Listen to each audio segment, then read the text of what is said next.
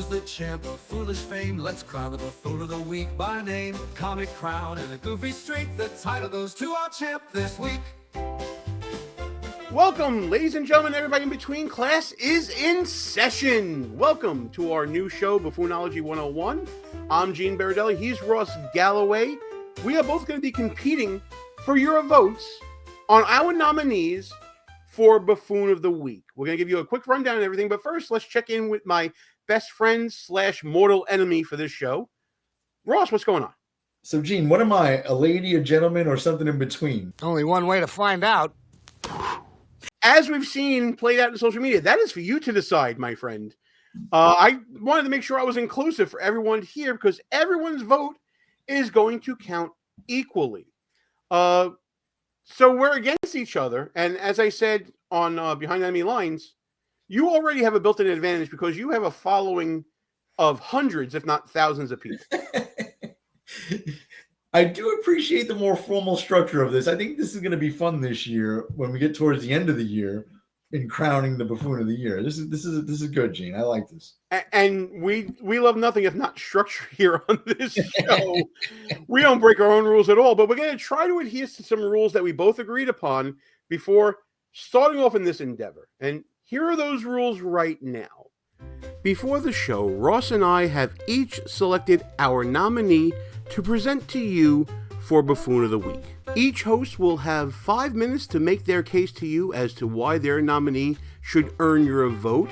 The first 2 minutes will be uninterrupted by the other host, but after that, it's a free-for-all between the two discussing the nomination.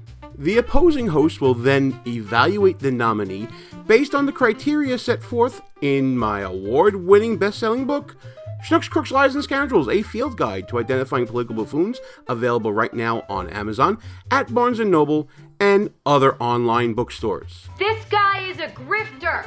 The nominee will then be given a score for buffoonish nature and buffoonish action magnitude on our Sharpton Buffoonery Matrix, but more on that later. After that, we do it all over again for the other nominee. After all the nominees have been weighed and measured, each host will then have 1 minute to plead and beg for your vote for Buffoon of the Week. You'll get to vote online in the comments and on social media and at buffoonoftheweek.com. Vote early and vote often. No one's going to be counting whether you voted more than once. And now, back to the action. And those are the rules, pal. Just keep in mind, Ross Galloway is nearly always right. And by the way, Gene is a trained lawyer. I am not. But bring it on, Mr. Berardelli. Bring it on. All right. So we predetermined that because I am a lawyer and I have such a great advantage over Mr. Galloway, and he's so insecure about his debating ability when compared to my own prowess, that we're going to let Mr. Galloway go first here and present his nominee for your perusal, for your approval, for Buffoon of the Week. So, Mr. Galloway, I'm pulling out my stopwatch here. You can take it away. So, truth be told, Gene and I talked earlier today, and we both picked the same person, and he was gracious enough to let me keep my first pick, and I am going to nominate Chris Matthews, formerly of MSNBC. He makes guest appearances now. They dust off this great economist and elder statesman, I guess, and bring him back on to the TV. And he was talking about tariffs, specifically tariffs on wood from Canada. And the man said a lot of crazy things. We're going to play that clip in a minute of what he actually said. But he went down and said, well, what are we going to do? Start creating and growing wood in the United States? And I literally was dying laughing because I wasn't sure if this was real when I first seen it because it was so absurd. He quite possibly picked the dumbest commodity to bring up whether or not we can make it here. What does he think? Wood grows on trees? Yeah, it grows on trees, man. Literally grows on trees. It is literally, and I don't use the word literally too many more times, a renewable resource. It grows. There are trees. If you look up, and I've said this in the past, I know you doubted me on this one. If you look up this factoid, it's true. There are more trees in the United States today than when Christopher Columbus landed on the continent, right? So there's no shortage of trees here. I don't know why Chris doesn't think that America could all of a sudden compete by growing trees if all of a sudden we tariffed Canadian lumber, right? It's just insanity. And by the way, didn't this man get fired? I mean, quit from MSNBC over some inappropriate comments he made? That is a pretty admirable feat, even for someone at MSNBC, to make that threshold and lose their gig there. But just like CNN, they dusted this loser off and brought him back on TV to say dumb things. Did he have a tingle going up his leg when he was talking about tariffs? He had a tingle with Barack Obama. Come on, Gene. This guy's a buffoon. Oh, listen, I'm not disagreeing that he's a buffoon. I certainly agree with that. And your points are well taken about the idea, well, does wood just grow on trees? Here's the other thing I think you're missing. I'm actually going to help your argument here. If the lumber from Canada is not going to be sold in the United States, they're going to have a surplus of that lumber because the lumber would have been allocated presumably for projected sales in the United States. So there's going to be all this overstock of lumber in Canada. Prices of it are going to go down because they want to get rid of that excess. And guess who's going to be buying that lumber? The United States at a discount rate. Or the United States will go to a state like, I don't know, maybe Alaska, and they'll get their own lumber. I mean, when you guys look at the video, when you guys see the faces of Joe and Mika, because he was on Morning Joe when he said this idiocy, they can't even believe it. And they are just as dumb, if not dumber, than Chris Matthews. And they don't believe what he was saying. I'm going to put the video in right now. Videos, by the way, do not go against your time. Here's the video. But there's another thing. I watched on the evening news last night, one of the other networks, and I watched the issue of lumber. Now, you see, we get so much of our lumber, our 2x4s, from Canada. What's where we get it from? Canada. We get our newsprint from up there for newspapers. The fact is we get it. What are we going to do? Have more lumber made in the United States now? What is our plan now? Oh, we're not going to import wood, so we're going to make more wood? We're going to create more wood? Is that it? I don't think we are in a position to simply replicate the imports coming into this country with our own products. They can't always be done. And I think if a wood's example of that, wood. Are we going to make more wood in this country because of our trade deal? I don't think so. Did you see their faces? Like they look like they were stunned by what Chris Matthews was saying.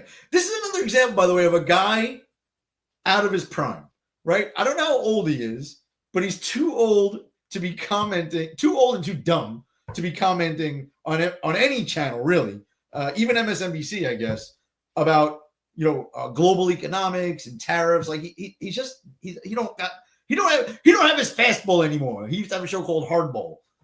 Yeah, and they'd probably bring him. Are they bringing him out to be like the dean of the networks, to be like the voice of authority here? Sort of like, I guess, what Brit Hume would be for Fox News, and they're trying to say this is our smart, elderly, fatherly voice out there.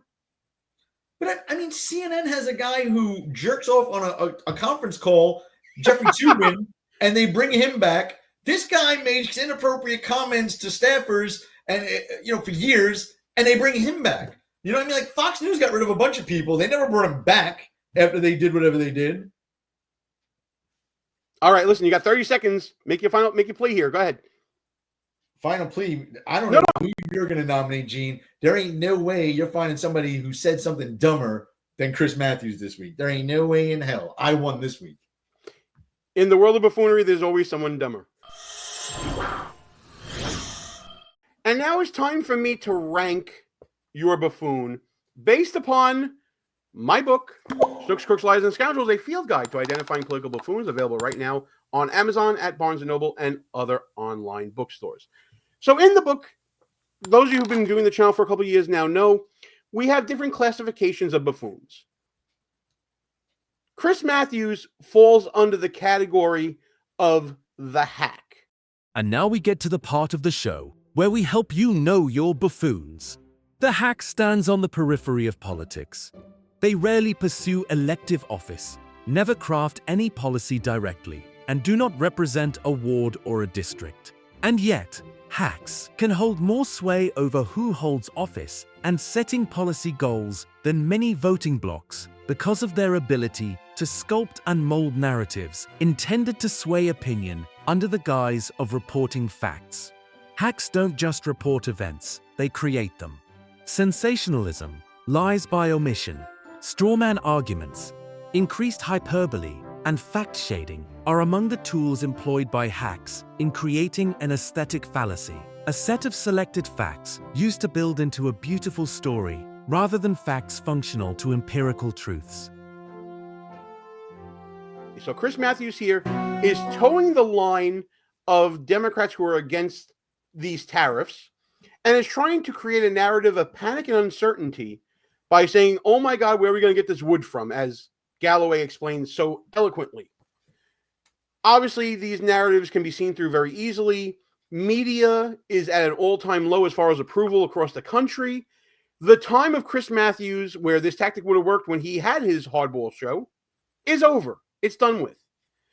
So I have sort of a rule of thumb when it comes to rating these buffoons.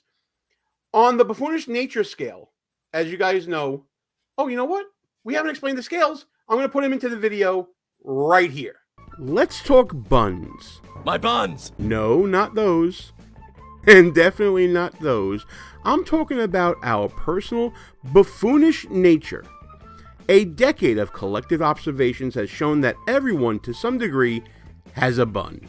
You, me, everybody. The size of their buns is directly related to a buffoon's propensity to do stupid things. Look at the size of that thing. And then there's bam, bam, bam, buffoonish action magnitude. That's our measurement of how big a whoopsie a buffoon made. The bigger the mistake, the greater the magnitude. We then plug these values into our Sharpton buffoonery matrix, named for the alpha and omega of buffoonery, the Reverend Al Sharpton. Modern problems require modern solutions, which is our visual representation of a buffoon's bum to bam ratio. So now that you know about buns and bams, and I love those acronyms, let's start rating Chris Matthews. So I have a rule of thumb on the bun scale. Everyone in politics can go no lower than 50, because if you're out there in the public and you're out there talking about politics, you already have a pretty big buffoonish nature. You chose to get into this endeavor. This is the business you chose, so you got to reap the whirlwind. Chris Matthews, his influence about 10 years ago, I would have put him somewhere in the 60s or 70s, but I had to go lower because he is sort of semi-retired. He's not brought out a lot. So I'm going to rank him 58 as far as his buffoonish nature, mainly because we don't see him as much as we used to. So you got to bring it down a tick there.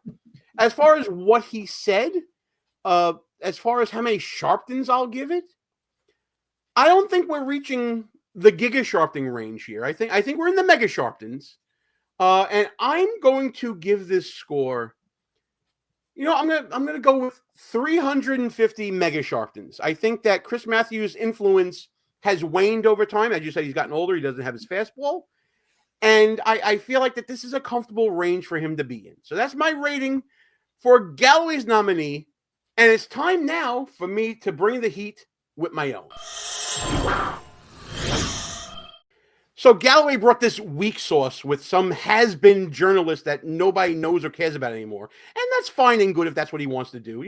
Hey, it's his choice. And in fact, it was my choice as we were thinking about doing this, because I thought Galloway was going to go for a much more well-known buffoon. A little part he left out when he introduced his nominee. My nominee is not nationally known, but she is a member of Congress. She's a member of the Democrat Party. I am nominating Congresswoman Brittany Petterson. I hope I got the name right. Congresswoman Petterson was putting forth legislation in the House to change the process of voting in the House of Representatives. Because she is a young mother and she just had a baby, she has put forth legislation that has bipartisan support, by the way, that would allow members of Congress who are young moms to be able to vote remotely for any vote that came up in the House. The legislation was also sponsored by Congresswoman Sarah Jacobs, Congresswoman Anna Paulina Luna, who is a Republican, and Congressman Mike Lawler from the People's Republic of New York, also a Republican. Speaker Mike Johnson has decided to try to kill the bill, and Petterson's reaction is what gets her the nomination. Take a look at this. This would be the last week that I could have been home, still working in my district, working as a member of Congress and representing my constituents, but making sure that I was not traveling across the country with my son. Do you think that there would be one Republican here today that would stand and vote present on the bills this week coming forward on my behalf? I don't think so. This is why this is not a workable solution. This is not going to address when people are unable to be here for medical reasons and for the well-being of their kid after giving birth. That's right. She brought her baby to the halls of Congress and was holding her baby while speaking about the difficulties and the challenges of voting when you're a mother. Apparently, it wasn't so challenging to bring your baby from Colorado to D.C. to make a speech and to use a baby as a prop. But hey, semantics, right? And not only did she do that in the halls of Congress in the speech, but she also made a subsequent post the next day on X with the same exact thing. And she said, "We had a large majority of the members of the House support changing the way we do things in Congress to make it more accessible to young families and more reflective of the American people. But Speaker Johnson pulled out all the stops and killed our petition to allow new parents to vote remotely. My baby Sam has now made 4 trips to D.C. Good on you, baby Sam. Made trips with me to help change hearts and minds and highlight the desperate need to bring Congress to the 21st century." Aren't you doing that against your own point? You're showing that you can bring your baby to Congress. I let you go over a little bit because you were on a roll, Gene, and I loved every second of it, to be honest with you. Well, you could have jumped in at any time. It's okay. No, I wanted to hear the rest of it because, to be honest with you, that was the first time me seeing that clip. Yeah, I mean, let me. It's hard to push back on you on this one too. She is making the point for the opposition. She's making a point for Mike Johnson. There may be others in Congress who want to take advantage of lax rules when it comes to voting, but I think Mike Johnson is standing on tradition, standing on the rules of the House, and is giving a message to other colleagues out there, whether it be on his side or not, to say, if you were voted into office to represent people, you got to show up to represent. Yeah. And that's not a bad thing. Not only you have to show up to represent, I mean, remote voting, I know the courts would never take this up. It's debatably unconstitutional, right? You're just going to cast votes and not hear any of the debate, or possibly not read the bill. Like, it just doesn't make sense to me. And then when you think about it, like, can a cop bring his kid to work or just work remotely, right? Like this age of just where everybody just gets to work remotely. I get it. Being a mom is tough, right? It's a choice you made. You can't just start allowing organizations or companies or the government to allow people to bring their kids to work or work remotely. It doesn't make any sense. It really doesn't. And more importantly, what about the security of the vote of that representative? How are we going to ensure that was actually the congresswoman voting when she's not in the halls of Congress? There's no way to know that. Of course. You can't vote by proxy or vote remotely. It doesn't make sense.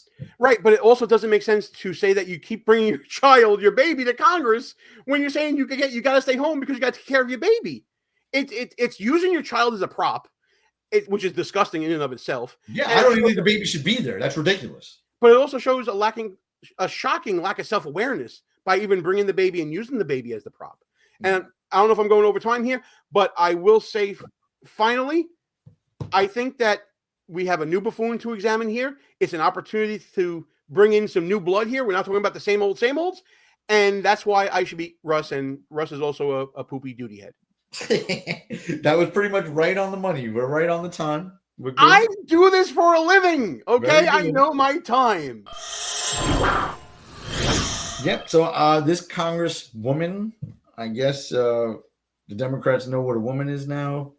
She's a hot mess, obviously. It's time once again to help you know your buffoons. Allow me to introduce Buffoonicus incredulus, also known as the hot mess buffoon. This buffoon overuses intense emotional displays as a means of persuasion, but, more often than not, looks and sounds rather dumb doing it. And who better personifies those characteristics than Senator Cory Booker, aka Spartacus himself, from his fits of anger during the Kavanaugh confirmation. And if Senator Cornyn believes that I violated Senate rules, I openly invite and accept the consequences of my team releasing that email right now. This is about the closest I'll probably ever have in my life to an I am Spartacus moment. To his unbridled tears of joy during the Brown-Jackson confirmation. You got here how every black woman in America who's gotten anywhere has done. By being, like Ginger Rogers said, I did everything Fred Astaire did, but backwards in heels.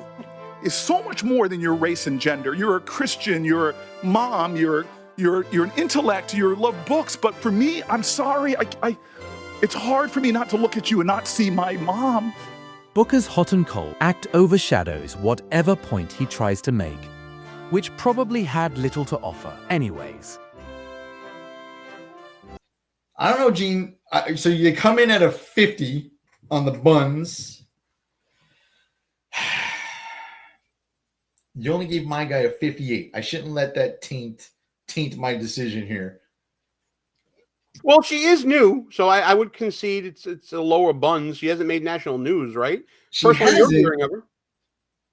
So it's funny. I saw clips of it, but I didn't really know what they were talking about. Now that you explained it and showed the full clip, it is pretty bad, though. Well, I mean, that's what the buffoonish action magnitude, the BAM, is for, right? You can be a buffoon that has a low nature, but do something really, really bad. So you can play around with that. So, yeah, I'll put her at a 55 then for now. Only because she has, it was bad. It's not going to be earth-shattering. I truly think this is a footnote. She's not going to be like an AOC or Crockett and hanging around long. And this isn't going to be that earth-shattering. I think that the Congress will get past this dumb remote voting thing shortly, hopefully. 55. And here's something I wanted to ask you, and it's the first time we're doing this live, so I'm putting it out there. So I do want to just throw this out there. What happens if we ever have an Al Sharpton clip and we're measuring him on the Sharpton scale? That'll make your head explode. So, well, I have an answer for that right now. Al Sharpton is the alpha and omega of buffoonery. He is our lodestone. He is the only known 100 on the bun scale. He's got the biggest buns in the world. He's got the biggest buns in the history of the world. I see what you did there. So much like you mentioned about Chris Matthews, I don't think it's anywhere near the Giga Sharptons on the BAM. But I put it in the megas for sure. It was pretty fucking stupid. I hope we can curse on these recordings. Of course we can. Do whatever the hell you want. I'll just block it out later. I'm going to make these notes so I remember what I gave these people so I can, like you said, we can scale them accordingly later on as the weeks go by. That's a great idea. In fact, what we're going to do is at buffoonoftheweek.com, there will be a page for Buffoonology 101 where all these numbers will be tracked for everybody else to see as well. So I only have one to go off right now, comparing to the Chris Matthews. I'm going to give her a 250 Mega Sharpen. 250. So you think, and this is maybe we'll put a little interplay here. You think that a congresswoman gets a lower magnitude than a washed-up journalist? It's your opinion. You can do what you want. And the only reason why, Gene, and the only reason why is because Chris Matthews, as washed up as he is, I bet you that clip that we just played of Chris Matthews got more views than any one of his hardball shows in the last few years of his show. So it was a big deal. And Congressman Petterson, if that's how you say her name, like she got a little airtime right now, but it didn't necessarily go viral yet. So I don't know. So I will say this for the record. The clip that I played has 3.7 million views on X, and the Chris Matthews clip that I'm looking for right now has 1.5 million views on X. At least the clip I'm looking at right now from Town Hall. Well played, sir. But I'm pretty sure Jesse Waters on Fox News played that Chris Matthews clip in its entirety and blew those numbers out of the water. You're probably right. So it's time for our final pleas. We each have a minute to convince you guys. One last time, here's Galloway. Listen, guys, MSNBC and the Democratic Party, one and the same. Chris Matthews, total flack. Democrats, the media, they have no issues, none, with raising taxes on American companies and corporations. They always say they got to pay their fair share. This buffoon came on television and said, talked against tariffs that are going to destroy the economy, and the U.S. won't be able to grow or develop lumber, right? Negating the fact that it literally grows on trees. If you don't think that's a bigger buffoon than what Gene was talking about, then you ain't black. No, I didn't mean that. All right, you got 15 seconds to clean that up. There's no cleaning it up. Vote for my guy, Chris Matthews, 100% this week. All right. I'm going to reset the timer here. I'm going to take my minute now, starting now. Folks, Galloway is leaning on the past of buffoonery, reaching back to a dinosaur from the days of Barack Obama. I'm looking towards the future of buffoonery. I'm looking forward. I'm looking for new test subjects, new case studies out there to bring to your attention that you may not know about. No one cares about a dinosaur like Chris Matthews anymore. They care about what's going to happen going forward. We're looking for the new leaders in buffoonery, and Congresswoman Petterson, she might be one of those new leaders. You might get in on the ground floor of recognizing a new buffoon in the wild. And that's why you should vote for me for this week for Buffoon of the Week. And again, I just want to remind everybody, Galloway is poopy cocky duty head. Thank you and good night.